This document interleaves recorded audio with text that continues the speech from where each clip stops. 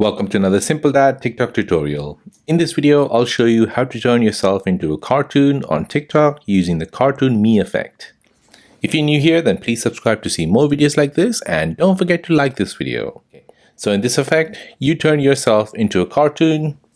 You have the male version and the female version. So let me show you how you can get this effect. So first you want to open up your TikTok app. Next, you want to tap on the plus sign here at the bottom. Now you want to tap on effects at the bottom left. Then you want to search for Cartoon Me.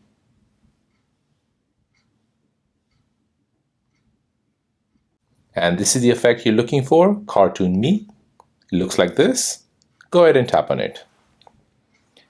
Now you need to enable the front-facing camera. And as you can see, you'll turn yourself into a cartoon.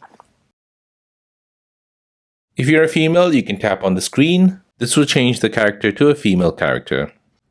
So now go ahead and record your TikTok video using the Cartoon Me effect, and then you can post this video on TikTok. For those of you who cannot see this effect, unfortunately, this effect is not available in your region.